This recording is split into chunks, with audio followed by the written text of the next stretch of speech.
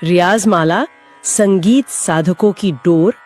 दोस्तों, आज मैं आपसे एक सवाल पूछता हूँ कि क्या आपने कभी किसी बड़े गायक की आवाज़ सुनी है और क्या कभी आपने उनकी आवाज़ सुन करके सोचा है कि इनकी आवाज़ में इतना दम कैसे है। कुछ लोग कहते हैं कि मेरी आवाज़ पतली है, मैं कभी दमदार गा ही नहीं पाऊँगा। कुछ लोग कहते हैं कि क्या कोई ऐसा रियाज है कि जिससे आवाज़ भारी हो जाए। तो आज मैं आपको इस विषय की पूरी सच्चाई बताऊंगा।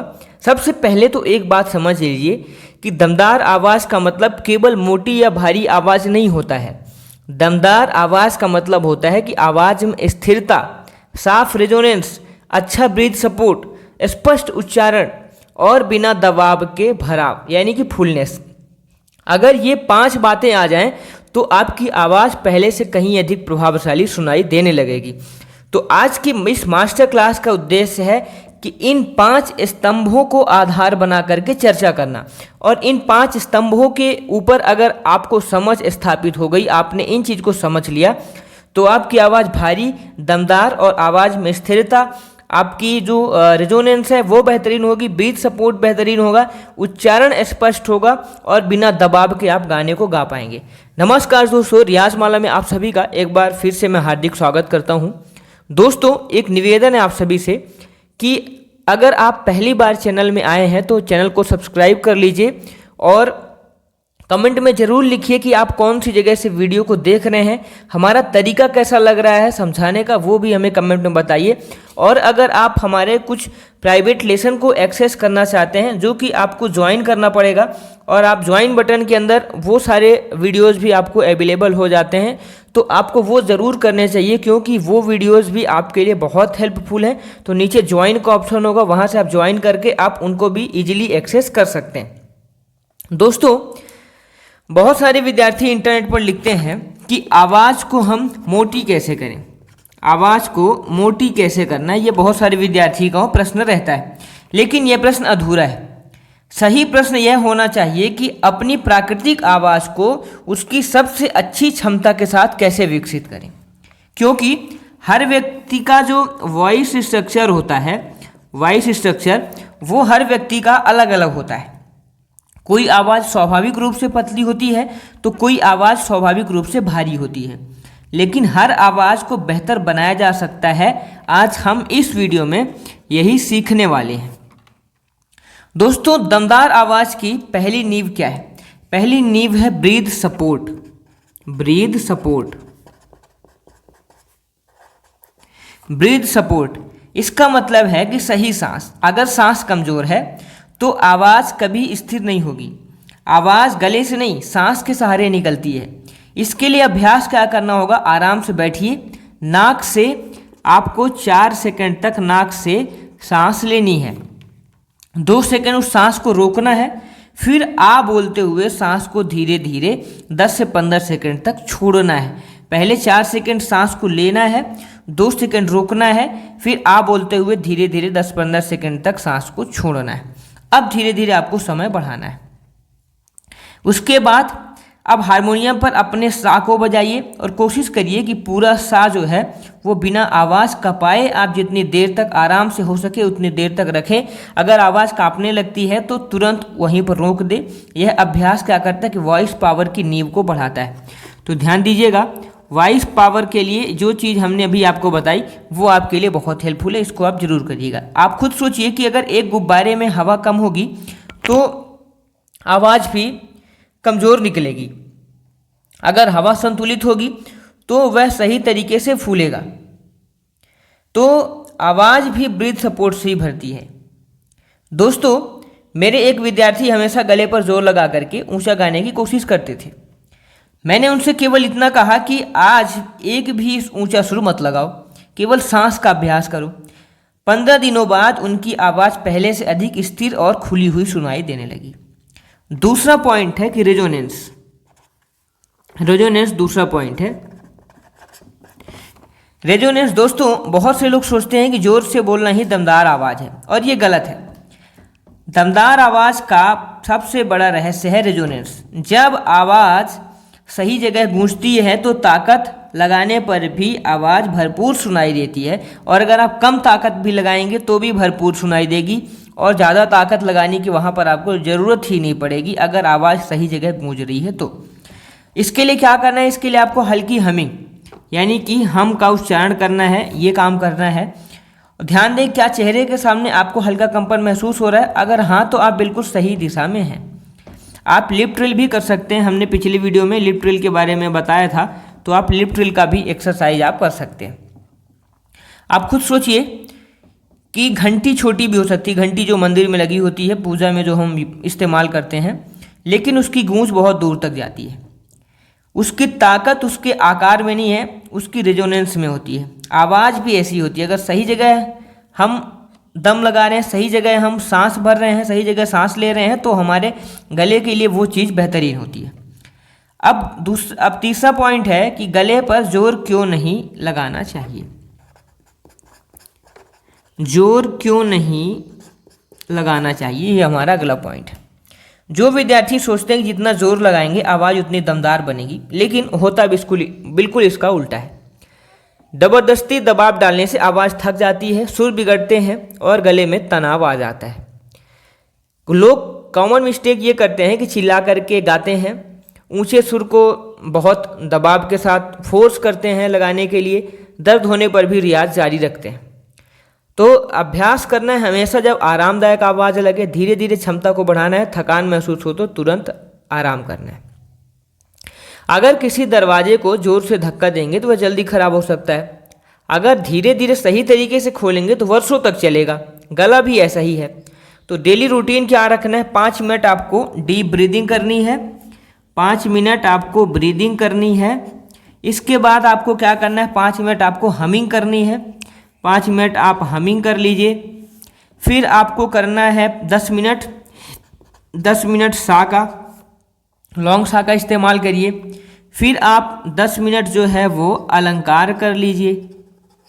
इसके बाद जो है आप 10 मिनट बंदिश या फिर सॉन्ग से पहले आप 10 मिनट रेजोनेंस प्रैक्टिस कर लीजिए। पहले 10 मिनट सही सांस की प्रैक्टिस करिए, यानी कि रेजोनेंस की मैं बात कर रहा हूँ। और फिर आप 15 मिनट आप कर लीजिए गाने की और किसी राग की बंदिश की। आप इतनी प्रैक्टिस आप कर लीजिए। तो अगले 7 दिन तक आपको ये काम पहले करना है। डायरी में क्या लिखना है कि सांस आपकी कितनी देर तक रुकी, हमिंग से पहले क्या महसूस हुआ, लॉन्ग सा कितने सेकेंड तक चला, गले में तनाव कहाँ महसूस हुआ। तो दोस्तों अभी आपने क्या सीख लिया कि दमदार आवाज़ का वास्तविक अर्थ क्या है, ब्रीथ सपोर्ट क्या है, रेजोनेंस की शुरुआत कैसे करनी है, गले पर दबाव क्यों नहीं डालना चाहिए, और शुरुआती डेली प्लान आपने देख लिया। आवाज़ की ताकत जो है वो गले के जोर से नहीं बल्कि सही सांस और सही रेजोनेंस और नियमित रियाज से आती है। अपनी प्राकृतिक आवाज़ को स्वीकार करें और उसे सही तकनीक से निखारें, यही एक अच्छे गायक की पहचान है। अब दोस्तों अभी तो आपने ब्रीथ सपोर्ट रेजोनेंस की आपने नींव रखी है। अब हम सीखते हैं कि आवाज़ को सही जगह कैसे रखें ताकि बिना चिल्लाए भी वह अधिक प्रभावशाली सुनाई दे। कई विद्यार्थी आवाज़ को गले में रोक करके गाते हैं, कुछ नाक से गाते हैं, कुछ केवल जोर लगा कर गाते हैं। लेकिन एक प्रशिक्षित गायक आवाज़ को संतुलित तरीके से आगे प्रोजेक्ट करना सीखता है। तो पहली चीज़ यहाँ पर निकल के आती है कि वॉइस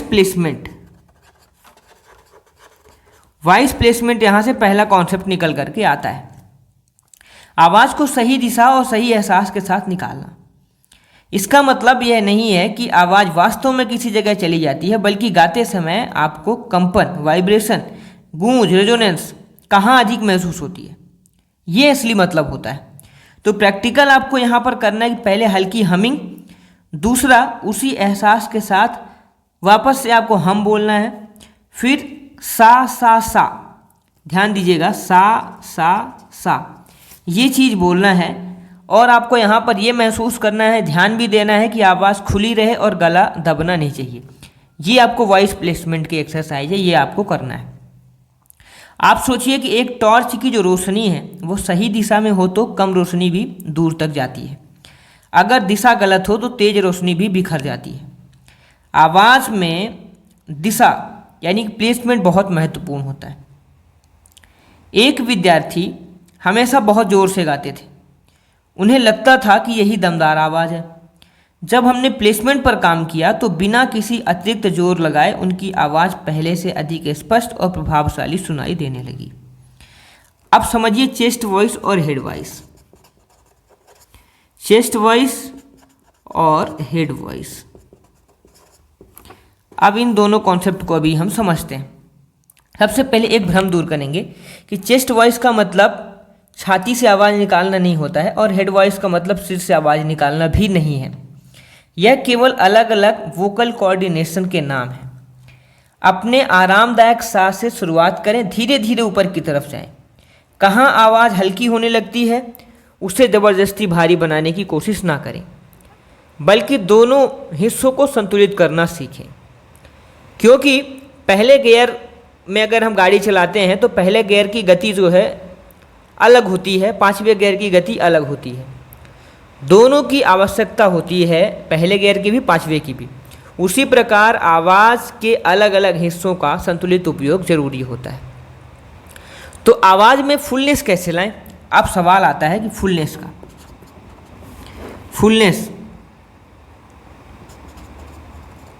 फुलनेस हम आवाज़ में कैसे लाएंगे, ये हमारा प्रश्न आता है। पहले तो फुलनेस का आप समझिए कि आवाज़ खाली या पतली ना लगे। इसके लिए सही सांस, सही मुंह खोलना, स्पष्ट स्वर, आरामदायक रेजोनेंस, इन चारों का संतुलन आवश्यक है। क्या क्या? सही सांस, सही मुंह खोलना, स्पष्ट स्वर और आरामदायक रेजोनेंस। ये है फुलनेस के 4 मेजर कॉन्सेप्ट। तो हारमोनियम पर सा लगाइए और उसी सा को अब आ में बोलिए। पहले सा लगाइए, फिर उसको आ में बोलिए। फिर सामान्य चेहरे के साथ रिकॉर्डिंग को सुनिए, आप स्वयं अंतर महसूस करेंगे। आप सोचिए कि खाली कमरे में हल्की आवाज़ भी गूंजती है, लेकिन यदि कमरा पूरी तरीके से भर दिया जाए तो गूंज बदल जाती है। आवाज़ की गुणवत्ता भी रिजोनेंस और स्थान के अनुसार बदलती है। तो मुंह खोलने का सही तरीका क्या है? अगला पॉइंट यहाँ पर ये बनता है कि हमारा जो सही तरीका है, यानी किसका? मुंह खोलने का। मुंह खोलने का हमारा जो सही तरीका है वह क्या है, ये अगला पॉइंट हमारा है। तो कुछ विद्यार्थी बहुत कम मुंह खोलते हैं, कुछ बहुत अधिक, और दोनों ही स्थिति में शब्द और स्वर प्रभावित हो जाते हैं। तो आईने के सामने बैठिए और आ, ए, ओ और उ सा दबाइए आप तानपुरे में, हारमोनियम में, और आ, ए, ई, ओ और उ इन स्वरों में रियाज करिए और इनको स्पष्ट बोलिए चेहरे आईने के सामने बैठ करके, और देखिए कि क्या जबड़े में आराम है, क्या होंठ स्वाभाविक रूप से हैं। क्योंकि मेरे एक विद्यार्थी का उच्चारण हमेशा दबा हुआ लगता था। जब हमने केवल माउथ ओपनिंग का अभ्यास किया तो कुछ ही दिनों में उनकी आवाज़ पहले से अधिक खुली और स्पष्ट सुनाई देने लगी। दमदार आवाज़ के लिए चिल्लाना ये एक बड़ी गलती है, ऊंचे सुर को धक्का देना ये भी बहुत बड़ी गलती है, प्लेसमेंट की जगह वॉल्यूम को बढ़ाना ये भी बहुत बड़ी गलती है, और हमिंग छोड़ देना ये भी बहुत बड़ी गलती है, रिकॉर्डिंग कभी ना सुनना ये भी बहुत बड़ी गलती है। धीरे धीरे अभ्यास करें, रोज़ रिकॉर्डिंग को सुनें, सही प्लेसमेंट महसूस करें, ब्रीथ सपोर्ट को बनाए रखें। डेली रियाज रूटीन वही रखना है। 5 मिनट आपको ब्रीदिंग करनी है, 5 मिनट हमिंग करनी है, 10 मिनट लॉन्ग सा करना है, 10 मिनट वॉइस प्लेसमेंट प्रैक्टिस करनी है, 10 मिनट आपको अलंकार करना है, फिर आपको इसके बाद 10 मिनट 15 मिनट आपको बंदिश, राग, गाने जो भी आपको करने हैं वो करने हैं। तो इसको अगले 10 दिन तक आपको ये फॉलो करना है। रोज़ 5 मिनट हमिंग को रिकॉर्ड करें, 5 मिनट लॉन्ग सॉ को रिकॉर्ड करें और आईने के सामने बैठ करके देखें, रिकॉर्डिंग को सुने। फिर डायरी में लिखें कि क्या आवाज़ कहाँ सबसे सहज लगी, कहाँ पर कठिन लगी, कहाँ पर तनाव महसूस हुआ, कौन सा अभ्यास आपको सबसे अधिक लाभदायक लगा। तो दोस्तों अभी आपने क्या सीखा? वॉइस प्लेसमेंट क्या है, चेस्ट वॉइस और हेड वॉइस की मूल समझ, आवाज़ में फुलनेस कैसे विकसित करें, सही माउथ ओपनिंग का है, और प्रोफेशनल वॉइस प्रैक्टिस की शुरुआत।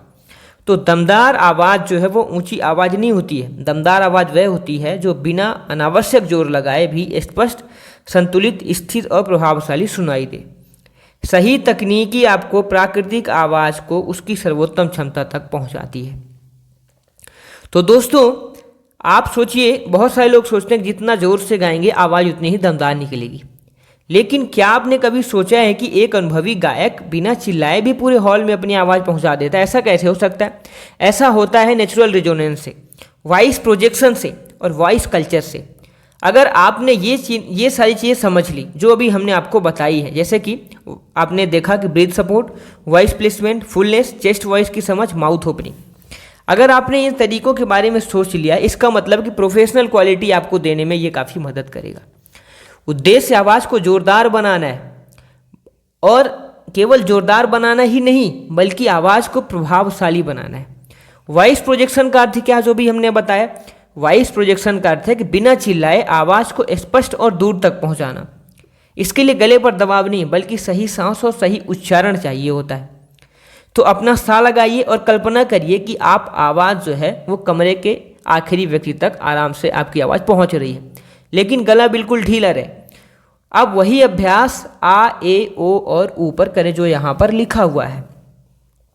तो खुद सोचिए कि एक छोटा दीपक भी पूरे कमरे को रोशन कर देता है। उसे आग बढ़ाने की नहीं बल्कि सही जगह रखने की ज़रूरत होती है।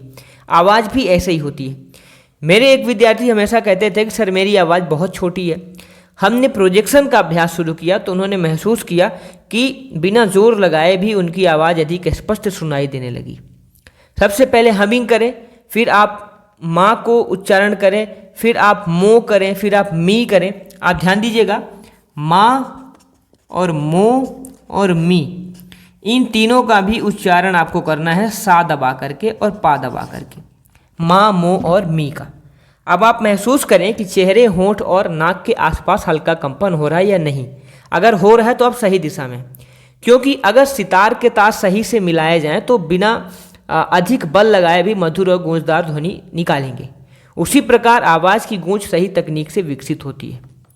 शब्दों का उच्चारण भी आवाज़ को दमदार बनाता है। बहुत लोग केवल सुर पर ध्यान देते हैं लेकिन शब्द साफ नहीं बोलते हैं। याद रखिएगा कि अगर श्रोता शब्द ही ना समझ पाए तो आवाज़ का प्रभाव अधूरा रह जाता है। धीरे धीरे बोलिए, सारे गामा, फिर जो भी आपके गाने के शब्द हैं, आप अलंकार जो है, अलंकार जैसे कि सारे गामा या फिर कोई दूसरा अलंकार है, उसको आप स्लो करें। आप उसकी स्पीड नहीं बढ़ाएं, स्लो करने की कोशिश करें। इससे अक्षर जो है वो स्पष्ट होंगे। एक छात्र सुर में तो अच्छा था लेकिन उसके शब्द जो थे अस्पष्ट थे। हमने 15 दिन तक केवल उच्चारण के ऊपर प्रैक्टिस करवाई। इसके बाद मंच पर उसकी प्रस्तुति अधिक प्रभावशाली होने लगी। तो दोस्तों, केवल दमदार आवाज़ केवल तकनीक से नहीं बनती, भाव भी उतने ही आवश्यक है। एक ही पंक्ति को 2 बार गाइए। पहली बार बिना भाव के, दूसरी बार उसका अर्थ समझ करके भाव के साथ गाइए। आप खुद अंतर समझ जाएंगे। दोस्तों, जब कोई बच्चा कविता याद करके पढ़ता है और जब कोई अनुभवी गायक उसी कविता को भाव के साथ सुनता है तो दोनों का प्रभाव अलग होता है। गायकी में भी यही सिद्धांत लागू होता है। तो पहले वही काम करना है। 5 minute deep breathing, humming, long सा, अलंकार, और फिर एक ही पंक्ति को 3 तरह से गाइए। सामान्य, थोड़ा अधिक भाव के साथ, और फिर मंच प्रस्तुति की कल्पना करके। ये 3 तरीकों से गाइए। तीनों को रिकॉर्ड करिए और तीनों को सुनिए। एक अच्छा अभिनेता केवल संवाद नहीं बोलता, वह उसे जीता है। एक अच्छा गायक केवल सुर नहीं लगाता है, वह भाव को श्रोता तक पहुंचाता है। तो दमदार आवाज़ के लिए चिल्लाना नहीं है, बहुत ऊंचे सुरों पर ज़बरदस्ती नहीं जाना है, शब्दों को निगल जाना ये भी नहीं करना है, सांस खत्म होने के बाद भी आवाज़ खींचना ये नहीं करना है, रोज़ रिकॉर्डिंग ना सुनना ये भी बहुत बड़ी गलती है। आवाज़ को आरामदायक रखें, स्पष्ट उच्चारण करें, रोज़ रिकॉर्डिंग को एनालिसिस करें और नियमित आप संतुलित रियाज करें। जो हमने प्रैक्टिस प्लान बताया है वो आपको करना है, और रोज़ एक गीत की 1 मिनट तक रिकॉर्डिंग करनी है, और हर रिकॉर्डिंग के बाद लिखना है क्या आवाज़ साफ थी, क्या शब्द स्पष्ट थे, क्या सांस स्पष्ट थी, क्या सांस नियंत्रित थी, क्या भाव स्वाभाविक थे, कल किस चीज़ में हमें सुधार करना है। तो अभी आपने क्या सीख लिया? फाइनल आपने वॉइस प्रोजेक्शन सीख लिया, नेचुरल रेजोनेंस सीख लिया, स्पष्ट उच्चारण सीख लिया, इमोशनल सिंगिंग सीख लिया, और आपने प्रोफेशनल वॉइस कल्चर रूटीन को सीख लिया, और सेल्फ इवेल्युएशन मेथड भी कि रिकॉर्ड करना सुनना है। महान गायक की पहचान उसकी ऊंची आवाज़ से नहीं होती बल्कि उसकी नियंत्रित, संतुलित और स्पष्ट और भावपूर्ण आवाज़ से होती है। जब सही सांस, सही रेजोनेंस, स्पष्ट शब्द और सच्चा भाव के साथ मिलते हैं तो आवाज़ वास्तव में दमदार बनती है। तो मेरे प्रिय विद्यार्थियों, आज की इस मास्टर क्लास का अंतिम मूल भाग यहाँ से पूरा होता है। तो याद रखिएगा कि आवाज़ को बदलने की जल्दबाजी मत कीजिए, उसे निखारने की आदत डालिए। हर दिन थोड़ा सा सुधार 1 वर्ष बाद आपको वहीं पहुँचा सकता है जहाँ केवल प्रतिभा नहीं बल्कि अनुशासन पहुँचाता है। तो अगली क्लास में हम सीखेंगे कि एक ही सांस से वॉइस कंट्रोल, पिच एक्यूरेसी और स्टेज कॉन्फिडेंस कैसे बढ़ाएं। तब तक के लिए बने रहिए हमारे साथ। चैनल को सब्सक्राइब कर लीजिए। कमेंट में जरूर लिखिए कि आप कौन सी जगह से वीडियो को देख रहे हैं। अगर इस चैलेंज को आप एक्सेप्ट कर रहे हैं तो चैलेंज एक्सेप्टेड लिखिए और ज्वाइन जरूर कर लीजिए, क्योंकि ज्वाइन करने से आपको बहुत फ़ायदा है। आपको वहाँ पूरे रिकॉर्डिंग्स मिलेंगी जो कि आपके लिए बहुत हेल्पफुल होंगी। तो आप ज्वाइन करिए और वो भी लेसन्स को एक्सेस करिए। मिलते हैं अगले वीडियो में। धन्यवाद। Thanks for watching.